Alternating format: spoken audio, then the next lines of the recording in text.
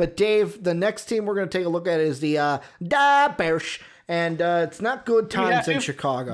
We have to. I have done, Dave. I have listened to a lot of different Bears. I listened to Big Cat on Barstool. Pardon my take, because I'm like, I gotta know what he was saying. This was during the game. He's just like, fucking close it all out. He goes, close it all out. He goes, I still want the Bears to play football, but I don't want. He goes, fucking get them off of primetime. He goes. He's like, give us the Jacksonville Jaguar treatment where you give us that one Thursday night game, week 3, and then you never see us again on primetime. He goes, you got to get us off of primetime.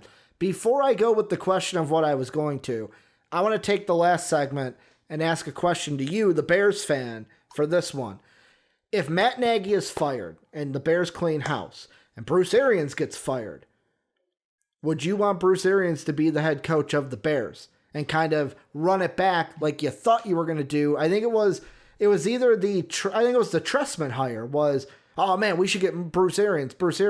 Bruce goes to Arizona, and I think you guys got Trestman. If it wasn't Trestman, it was John Fox. I think it was Trestman. Right, it was Trestman because we didn't want to give Bruce Arians full control over bringing in a coaching staff. Trestman, yeah, just sounds so stupid in retrospect. Yep. But go on. Yep. It was over assistant coaches basically. It was the freedom. Bruce Arians is a limited coach, but he's a good coach. I still believe. I love his honesty. It is refreshing to have someone just speak poorly and ask for accountability out of his quarterback in this day and age where everyone says the same fucking thing every single press conference. Yeah. Well, I'll look at the tape. We'll do better next time. We'll have to fix some things out there. Clearly didn't work out for us this time. And, we'll have to see what reads were made and which guys were on it. And, it just wasn't our luck today. No, he's like, yeah, Tom didn't make that throw. He looked confused out there. I'm pretty sure Tom didn't know that play. Like, shit like that's just hilarious. So from a fan perspective, from the outside it's hilarious. From the inside, it might be maddening. Yeah, I can only imagine what Tampa Bay fans think of him at this point. But no, I'm at the point where this Bears team does not need a Bruce Arians. We need someone who is fresh, who is new, who is young. Give me that hip guy out of college. Yeah, someone maybe out of a school that's not too far away from Chicago. That's been heavily rumored to the Bears. Talking very close to the Detroit area. Well, is that what I'm thinking? Because I'm thinking Jim Harbaugh. There's a Harbaugh. Could get fired from Michigan. But I think... Pat Fitzgerald. You're talking about Northwestern. Pat Fitzgerald was the other one. You know what I almost threw out there? You want Lovey back? Well, Illinois will give you Lovey back. Nope, can't do that again. You can get Grandpa Lovey with the big white beard. I kind of respect the old man beard. I do too. I think it looks cool, but you can get Grandpa Lovey. But no, I think we go fresh. I think we get somebody out of the college ranks. He's not the right guy for us. Because the big question I wanted to ask is, this was actually brought up it's kind of taking the segment that I listened to with Pardon Your Take. They had mentioned something and I want to run with it because we've talked about the clean your house, where should the Bears clean house, and you and I are on the same statement. Yes. All the way from the top. Yeah. Ricky. Top, the top. All gone. All the way down. Pat McAfee even had a Bears caller call in today that was Pat McAfee didn't even know who Ted Phillips was, which don't expect him to. But it was one of those things where that's how pissed Bear fans are. They're mad at the McCaskies. They're mad at Phillips. They're mad at Pace. Anyone they can get mad at, they're mad at. There is a growing motion for the McCaskies. I've heard some horrible things said about nice old people in the McCaskey family. And it's kind of awkward. I have heard and seen on Twitter Bears fans, I don't want to say wishing, but when you're vocalizing the older McCaskey, death, then things are bad. And yeah, Chicagoans, we're not quite Philly bad, but we're kind of close. Terrible people. We are passionate, terrible people. Especially if you ain't winning us games, man. We'll hate your guts. We ain't won shit, Ricky. It's been a long time. We made a win now move. That's what I'm saying. 2013, Matt Nagy comes in, winning games, everything's hunky-dory, and then when you start losing, Chicago flips shit. And we 2013, it's been a bit. Yeah, it's been, or no, I'm thinking 2017. Whatever, Yeah. Matt Nagy the first year. The double doink year. I didn't want to bring that up again, but the double doink year. Point being, it's been a long time since we've won games. We made a win now move to get Khalil Mack, following the game plan laid out for us by the Rams. And it was the young quarterback, great defense, overpay, and watch your team succeed. And man, year one felt like, ooh, we are on track, baby. High. Like, we are one Cody Parkey fuck up away from being Super Bowl champions. I'm telling you, that team had enough to win a championship. You know, the Khalil Mack year was excellent, and that was everything. And then it was just like, oh, we clearly don't know what the fuck we're doing. We fucked ourselves in so many drafts at this point with our top picks and our later picks and all of the picks in general. Like, we hit a couple players, no arguments there, but like, we missed enough of them to where we were depleted, and then our free agency pickups were not in the right priority. So where we spent money for a top tier guy, maybe we could have used a mid-level guy and then spent that money somewhere else to fill in a hole. Like, there are a lot of problems with this Bears team, and it feels like there needs to be a shakedown from the top, because obviously the GM is a problem, the head coach is a problem, the quarterback is a problem. But I agree. You go above that. At this point, we are like, we need above the GM. We need to clear house top down to get a fresh start and get new thought in the house, because like there are so many talented people on this team, and I'm all like, watching that Bears game, I was frustrated, but at the same time I was like, I want to see Khalil Mack do good somewhere else. I'm hitting that like Lions fan of like, I want to see Matt Stafford play somewhere where he can win. Kind of like, that's already hitting my head about Khalil Mack. And that was the question I was going to bring up, is first off, just to fact check you a little bit, or kind of go against the only thing with that playoff series or that season. I don't disagree with you that if Cody Parkey makes the kick, Bears easily could have went to the Super Bowl. The only game for me that would have been in question is, do you get past Drew Brees and the Saints in the second round? If you do that, I think they beat the Rams. And I think it might even beat Tom Brady against that defense. Our defense would have been tough. Was elite. We were one of the best 5 defenses in NFL history. The only thing is, could Mitch Trubisky put up more than 3 points than Jared Goff did? Well, yeah. I mean, like, Mitch wasn't great that year, but he was good enough. I mean, 15 points against Philly. So, I mean, I guess you would have won 15-13. Ricky, that was good enough. That's all he had to be, was good enough. And our defense could score points on people. Our special teams was getting us in great position. Yeah. Like, he was working short field, and our defense, ears pinned back. Like, that was, we had our system. We had the idea, but we just choked on it. And then as he did not progress, Matt Nagy got crazier with his play calling and more convoluted, and then just straight up dumb. And that's where Bears fans like transition down the line of like, sanity. Oh no, where is this going? Oh, fuck all of this shit. Well, and I think the big question that and this yet again was kind of brought up on Pardon Your Take, and I want to bring it here and kind of run with it, is we've talked about clearing house with Nagy and Pace, but should the Bears go full tilt to be like, you know what? Everyone is gone. That means even trading Khalil Mack. Should they go that far? And really, what's the, like, can Khalil Mack, I kind of feel like this will be a dumb question. What is your return for Khalil Mack? Can you get enough back to save face in that trade? Or will the Bears end up losing value if they trade Khalil Mack? I want to say no, because Khalil Mack is still a star in the NFL. Yeah.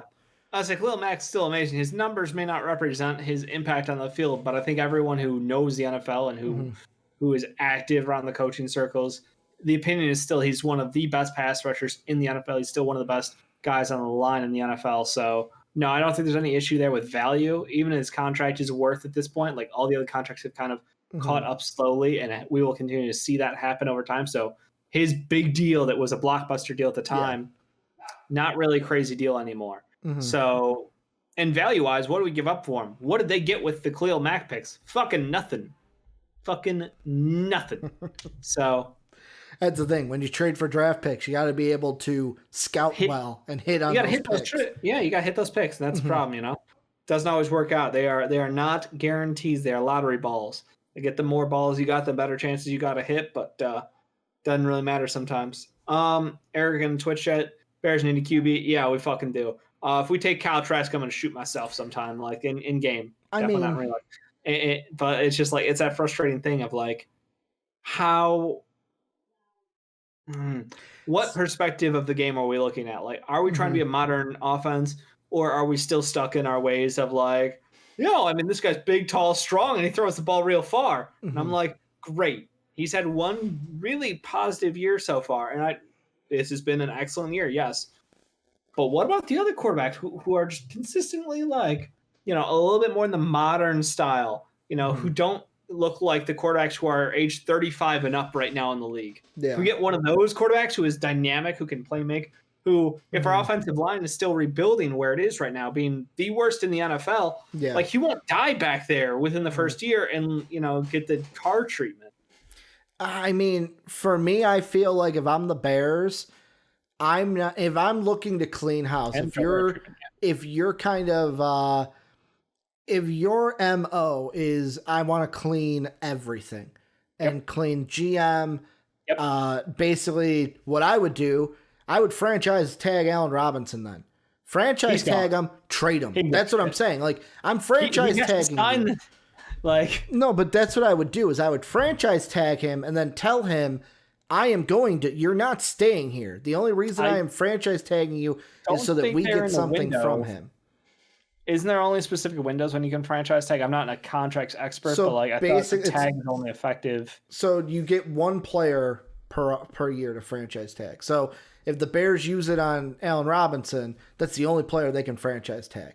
And then he gets that if he signs the tender, he gets 1 year contract, which is equal to the top five wide receiver contracts. That's average. I thought there was like a time window for it though, like. Had to sign between dates. Yeah, there is a sign date, but I feel like if the new GM comes in and says, "Hey, we're franchise tagging you, but I want to let you know, I want to move you. So here, give me a list of teams that I can call." Basically, and I would work with him to be like, "I want to move you. I just want to get something for you. I don't want you to walk for nothing." And I feel like if a new GM was like that up front with Allen Robinson, like if I'm Allen Robinson, I'd be like, "Well, okay, I'm kind of nervous because I don't want to go play somewhere that I don't want to play in." But if you're going to say, "Hey, here, give me like a top 3, top 4 so that I can end up calling people," I guess it's not the end of the world. Can they tag him against his will? Yes, they can tag him, and then it's up to him if he signs or not. If he doesn't sign, he refuse to sign it. Yeah, but then he has to sit out the whole year because he's franchise tagged. Gotcha. Because Josh Norman almost did that. Josh Norman's like, "I'm not going to sign the tag," and then when it came down to it, currently have tagged. For this year, I don't know if they use the franchise tag. Like, you don't have to use it. I don't know the benefit of not using it, but I know like Kirk Cousins 3 years in a row. Like, you can only tag someone 3 years before doing something. But like, I would trade everybody. Like, I would try to get everything I can because I kind of agree with Eric. Like, I'm not full in on Trey Lance, but like watching Trey Lance film, I feel like he's a guy that could be in play for the Bears, mainly because of, I don't think, like, for me, he's a guy that has good arm strength. Yep. He's good in play action. The only things I'm kind of iffy on him is he's got to be more accurate with his throws, and he's got to not throw off his back foot. Like, the entire showcase game, like, I watched all of his film because he's the first prospect I'm going to kind of be doing for my spotlights. Yeah. And it's funny. I watched the spotlight game first, and the whole thing I'm like, why is he throwing off his back foot? Like, every single throw off the back foot. And I'm like, he'd be much better if he didn't. I watched all of 2019, Dave. Guess what he didn't do once in 2019? Throw off his back foot. Planted feet, throw. Like, he is a guy on the run. Yes, all scripted to where it's like, if he was in play action, it was one of those where either the fullback or the tight end goes to the outside, and it was hitting him every time. Like, they weren't pushing it on the field with the play actions, but it's like, he can throw on the run. He's very accurate when throwing on the run. Like, that could be a quarterback that the Bears would target. I know a lot of Bears fans love Zach Wilson. Say BYU, baby. Come on. BYU, I'll be honest. He's got a cocky attitude. He can run the ball a little bit. here's the thing. I see him, like, as I watch him now, when I dive into the film hardcore, this may change, but Yeah. I brought this up yesterday. I personally could see him being the Josh Allen of this draft class. The strong arm quarterback from a non-big university, but has success in the NFL. Now, I heard today one of the guys on the Pat McAfee show said he's the next Mitch Trubisky. I totally disagree with that. I do not think Zach Wilson is the next Mitch Trubisky. I think with me, I'd compare him more to Josh Allen. However, the rumors are, Dave, guess who the Bears are interested in? Kyle Trask out of Florida. Of course we are, because we fucking love Florida. Yeah. The Bears, as a front office, as a team, love Florida, and that's our jam, baby. That's where we go for all our talent.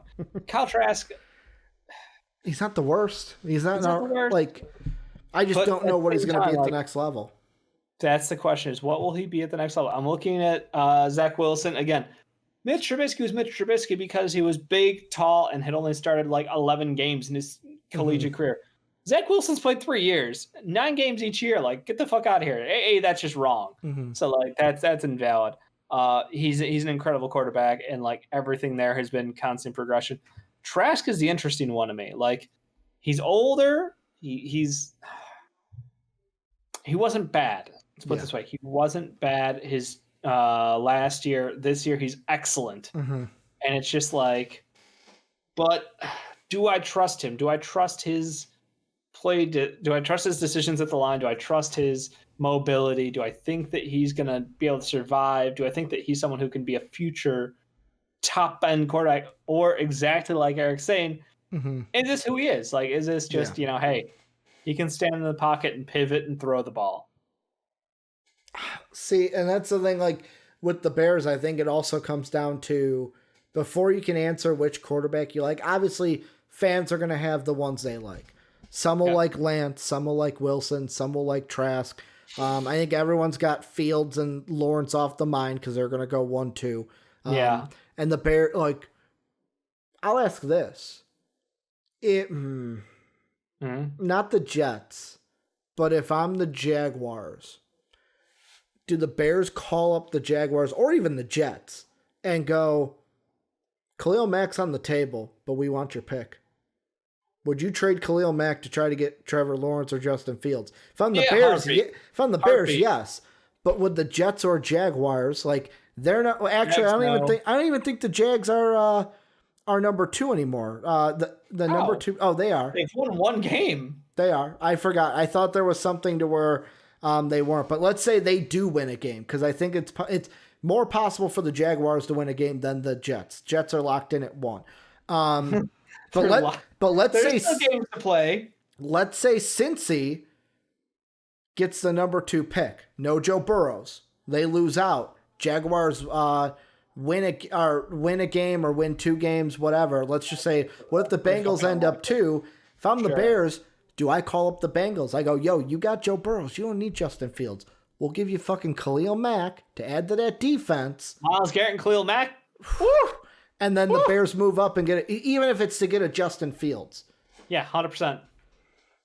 As much as I love Khalil Mack, this is a quarterback-driven league. You can't do dick without a good quarterback.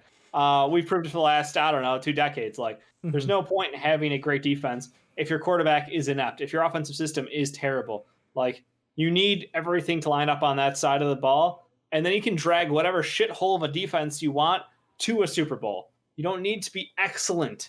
You don't need to be the world beaters out there. You just need to be passable, because offense is the modern NFL. And without that, you are just damned to lose games and be frustrated. And again, it's just, as a Bears fan, I've been watching this for decades at this point, and it's just like, I can't not sacrifice everything for a chance to have a quarterback who will be here for more than 5 years and be competent.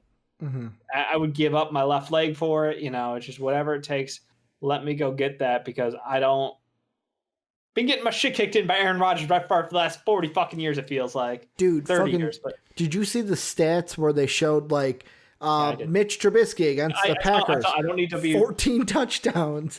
Aaron Rodgers has like 50 against the Bears alone. Like, and the Lions are the same way. Like, the only team, and I was thinking about this today, listening to the Pat McAfee show, because he's right. The fucking Packers have dominated our division. I say ours because I'm a Vikings fan. The only thing I can say is there's been at least 1 or 2 years. There's been like a few cracks to where it's like, oh, the Vikings actually finished first in the division this year. Did we do anything in the playoffs? No. The Bears snuck in 2019. We got a couple times where we were the best team in the division. That's right. We won the goddamn Super Bowl. The 06-07. Right after the kickoff. It was a great 15-second game. Best 15 seconds of football I've ever seen. Devin Hester's fucking kick. Ridiculous. But at the same time, the fucking Packers, they can't do anything for fucking Aaron Rodgers. So decades of success, though. I don't care. I would trade what they've got for what we've got in a heartbeat. So yes, if it means moving Khalil Mack, if it means moving on from Eddie Jackson, if it means moving on from the soul of our defense, you do it. You just don't ask questions. You get your future quarterback. You get the guy who's going to be here for 10 plus years, and you don't blink. That's the answer. Like that, you can't think about this too much. You just go get the best quarterback available. And if there's an opportunity to move up to 2 to get a Fields, you do it.